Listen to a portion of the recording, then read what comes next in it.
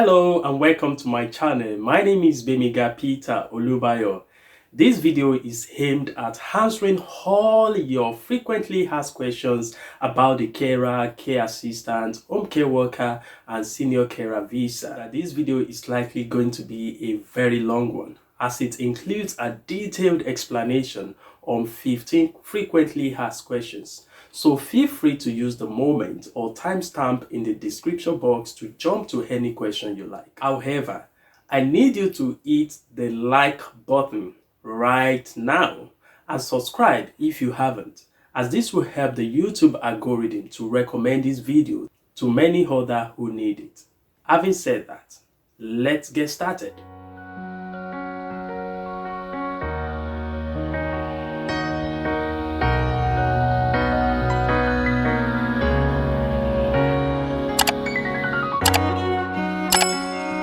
Let's start by talking about what caring is and the difference between a carer, care assistant, and home care workers, as a lot of people have asked. And I'm also going to use the opportunity to talk about a senior carer. So caring involves all activities that help a person or group of people to achieve their maximum quality of life despite their situation. So this could include helping someone or group of people with their mobility, feeding, toilet assistance. It could also just be providing someone with emotional support, keeping their company, and reminding them of their medication time. According to socialcare.co.uk, carer and care assistant are similar titles, which is used interchangeably for the same job role. As the name implies, they care. Home care worker is just a nomenclature which depicts the setting of work. So, home care workers, they are carers that work in patients' homes rather than patients coming to you in residential home or the hospital. So generally, carer or care assistants are used for roles that are community or domiciliary, while the term healthcare assistant, as you will likely have seen also, are used for hospital and clinical roles. Another very important question which a lot of people have asked is that, is IELTS needed for this care position? The answer to this question is yes or no. However, I would rather say that you need a proof of English language at the visa stage. Note, if you are coming to the UK for any reason other than visiting or tourist visa, you will need to provide proof of English. So for those who are outside the UK, you can only achieve this by two means, and I'm going to name them for you. The first one is using NARIC, and the second one is IELTS. For NARIC, you have to apply online for statement of comparability if you have a degree that is taught in English. I'm going to show you a copy of someone's NARIC assessment. You will need the photographs or scans of your final certificate as well as transcripts, and you might have to produce a certified translation of your document if your documents are not in English language. Although they do have a translation waiver service which you can opt for. Now, a lot of people ask, how soon can this assessment be available? Your assessment is made available to you within 15 working days. They also have a 24 to 48 hours fast track assessment. Note, NARIC certificate doesn't expire, and that is a good thing. The cost of a statement of comparability which you'll be doing for this role is £49.5 plus VAT, and bear in mind this can also include a delivery charge which varies on how you want your certificate to be delivered to you. Every other information about NARIC can be found on their website, and I've provided that in the description box. For IELTS, all you need is a minimum of band 4 in all modules, which include listening, speaking, reading, and writing. So band 4 in IELTS means scoring 10 to 12 over 40 in listening. Also, it means scoring 10 to 12 or 15 to 18 in reading, depending on whether you see it for academic or a general test, respectively. I have taken my time to explain this because I generally believe that scoring a band 4 in IELTS shouldn't be hard to get. So if someone like me can make band 8.5 in some modules and an overall score of band 8, so why can't you? However, if you need a well-led tutorial, you need people who are experienced in making sure that people achieve their desired band score, you might need to contact us at the Unified IELTS Academy on unifiedieltsacademy@gmail.com. And in case you are wondering, I teach IELTS in this academy alongside many like-minded professionals. Please note that IELTS means International English Testing System and is acceptable by most institutions. The downside compared to a NARIC assessment is the fact that it expires in 2 years, but this shouldn't be a problem if you ask me. The cost for a UKVI IELTS is about 89,500 naira or thereabout, and I need to echo that you need a UKVI IELTS. UKVI stands for UK Visa and Immigration. It's the same examination compared to the standard IELTS, but it is good for UK Visa and Immigration. And this can be either general or academics. Just make sure you are going for a UKVI general or academic test. Now we are getting close to the crux of the matter. Now, is experience needed for a care assistant position? Once again, in the UK, you don't need experience to be a care assistant. Usually, experience and training are provided on the job. However, we need to tell ourselves the truth, as in this case, the supply is more than the demand, and employers are likely going to desire this as an essential quality. So putting a minimum of, let's say, 8 hours or whatever you can afford per week could make a difference. Apart from that, employers are now requesting for experiences, or they make you do some supervised clinical postings, especially some agencies like IAS, when you sign up with them. However, if you ask me, I would encourage everyone who is interested in this position to work for a few hours per week as a carer for two main reasons, which I will tell you short. Number one is that this will help you to understand what the job entails to some extent. Mind you, the practice in your home country will likely be far different from that of the UK, but at least you won't be a novice. Number two is the fact that getting an experience will importantly help you to clarify whether you can even do these jobs at all in terms of managing expectation. As easy as this job seems, it is not very easy. It can be a hard job for someone who hates to do dirty jobs. I will use this opportunity to talk about what counts as experience. Apart from the obvious experience you get in the hospital you're attached to, I think I need to tell you that the following also count. If you've taken care of a sick family member, especially a long-term illness such as stroke or whatever, something that make them to be limited, providing end-of-life care to someone, or you cared for a disabled individual, whether it's even your child or you met someone in school who is disabled. Basically, anywhere you assisted someone or group of people with the activities they would normally do for themselves without aid, if they have the strength, the knowledge and skill to do them, can be counted as experience. Let's now talk about your CV, as a lot of people have asked.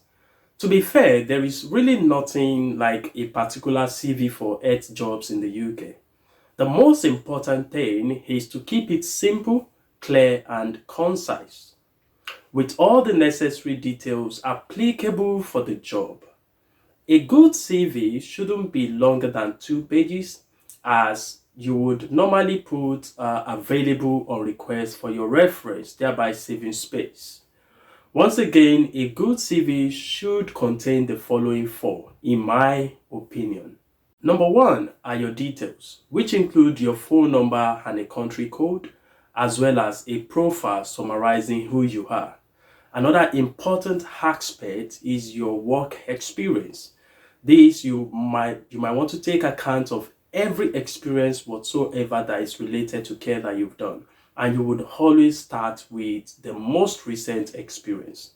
The third important element of your CV are your qualifications, especially those ones that are related to care.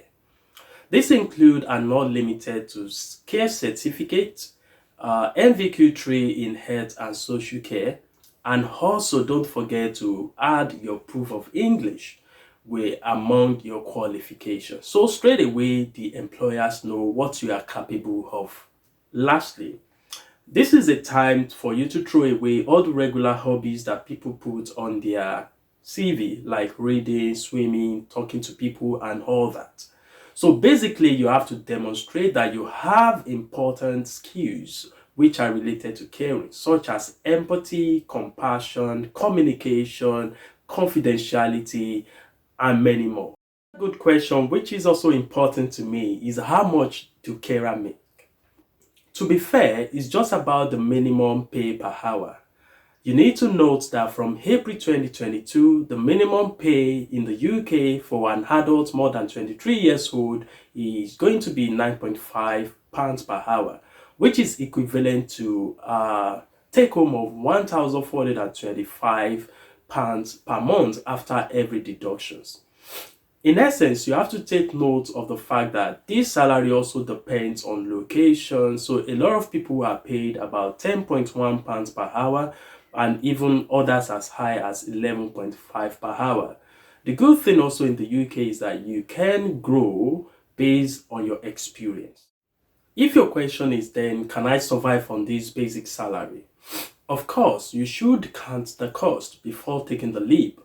According to my video on the cost of living in the UK, a single person could live on £500 to £900 per month if they live outside London. Based on this, I would generally imagine that you will be able to survive on this salary for a start. If you want to know more about cost of living in the UK and more about this salary, you might want to click the link showing on your screen, referring you to my video on the cost of living in the UK. Another frequently asked question is, will I be able to extend my visa? Yes, of course. You will be able to extend your visa up to the point of getting an indefinite leave to remain, commonly referred to as ILR, when you wouldn't need a visa any longer. ILR is obtained at 5 years if you are eligible. And just to mention that the initial visa is usually 3 years. Another good question for a family person is, will I be able to bring my dependents and can we come together at the same time? Yes, you will be able to bring your dependents, which include your spouse, which are husband or wife, and children less than 18 years of age. Please note, no parents, no in-laws, no brother or sister are included in this. Regarding coming together or not, I think it's entirely up to you. But if you ask me, how many of you would move from one city to another, even in your home country, with all your family at the same time? So basically, wisdom is profitable to direct. I don't personally believe that people should come together as a family except you have the finances involved. People also want to know if they will be able to move to something entirely different when they get to the UK. Yes, you will be able to move on to something better and even out of healthcare if you are eligible after getting here. However, before you obtain an ILR, known as indefinite leave to remain, which is like the US or Canada permanent residence, your stay in the UK is tied to your employment. This is very important. You can change employer within the same sector, but you will have to apply for another visa if you move to any other thing apart from the job role which brought you into the UK. So this is not something entirely impossible. So in most cases, you will still need a sponsor until you get your indefinite leave to remain in order to remain legally in the UK. That is just what it is. A lot of people come to my DM to ask whether I'm an agent or not. At the moment, I am not an agent, but this is what I would like to explore in the future. I would definitely be happy to bridge this gap And to say that a lot of people in the name of agencies are just after other people's limited resources, this alone saddens my heart. So watch out. People are asking also because their agencies are asking them to get a driver license. So the answer is yes or no. It all depends on the agency and the work environment you'll be in the UK. So for instance, if you work as a living carer or home care worker, they would probably prefer that you come in with your national driving license or an international driving license. I was speaking with a home care manager the other day, and he was explaining to me the importance of coming with a driving license. And in my heart, I was like, oh no, I can't imagine myself coming to the UK and right from the, let's say, the second week, I have to drive. So a lot of you might be confident with that, but I'm not. So, but I need to mention to you that if you come with a national driving license, a valid one, not even an international license now, it is valid in the UK for 1 year. Okay, so for 1 year of coming to the UK, you'll be able to drive legally in the UK. So as I've said, essentially it all depends on the care setting you will be working. Probably the most important question is, how do I apply? Can I apply directly or through an agency? The first thing I want you to note is that carers, care assistants, and home care workers are not yet on the shortage occupation list. So if you try to apply for that job now, you will just be getting regret messages. However, the recruiters are recruiting for senior carers right now, and you can either apply directly or use an agent. Now, I could possibly give you the names of 20 plus agencies and care homes, but how many of them will be useful to you? How many of them are really recruiting right now? So I'm making another video on that, but just for you to know, my main recommendation at the moment is still IELTS or IELTS. I don't know the correct way to pronounce it. So for those who don't have any healthcare background, IELTS charge £1,800, but they have been delivering. So I don't know how much proportion of that delivery, but at least you see 2, 3, 5, 10 people coming out and saying they got it. All right. So note, and this is why I hardly talk about the subject, those agencies probably have people with them since April last year who need to be sorted. So if you are just joining now, you must be ready for the waiting. Okay, and to say that that is after you have paid that so much amount of money, like 1,800 or thereabout. Like I said initially, a lot of them are recruiting for a senior carer position, and from the name implies, it means that you should have experience before getting on that. And a lot of them are requesting for experience, apart from IELTS, which I mentioned. So IELTS will get you onboarded, give you 6 months trainings, which will include your IELTS, and get you attached to an hospital, teach you what it is, what it takes to be a carer in the UK, get you care certificate and all that, just to make sure you are okay, and then present you to an employer. But I need you to note that this might take a long time. Here are the other agencies you must be aware of. The first one is Cara Healthcare. Cara Healthcare is currently recruiting for their Cherry Tree residential home. You need to check that advert and apply directly. When I spoke with them on the phone, they want you to apply directly to them. A lot of people also have asked me for a good agency they could use if they have an experience back at home. I'm going to tell you 2 of them. The first one is WellCare Nursing Services. WellCare Nursing Service is also recruiting at the moment. Another one is Avanta Care. Avanta Care on their website basically are asking for a nursing diploma. Don't forget that I haven't had any application to put forward to them, but if you have any experience at all, you might want to put that forward to them. The next one I'm going to talk about is Armscare. Armscare Limited are asking for someone who is skilled and judge him or herself as suitable for the role of a senior carer. So if you think you are that candidate, you need to go down to their website now and apply immediately. There are other ones which are quite good. These include Helping Hands. Helping Hands is also currently recruiting those who are skilled. Likewise, you might want to try Loving Angels. Loving Angels is known for, as the name implies, being good at what they do. So you might want to check them out and apply for their vacancies. The last but not the least, which I'm going to say, is Midco. Midco is not currently recruiting, but as you will find out on their website, they put out a vacancy last year, which also shows that they might be doing that in the near future, and you might want to keep an eye on their website for any vacancies. Now, I need you to know that all of these who are mentioned, these rules are for senior carers at the moment. Who would expect that by the time healthcare assistants are added to the shortage occupation list, then we can see more and more employment rolling out for those without experience. So until then, I want you to stay tuned, stay connected to the channel, and I'll bring you further information as they unfold. Remember, I'm happy, always, always, always happy to be part of your success story. Bye.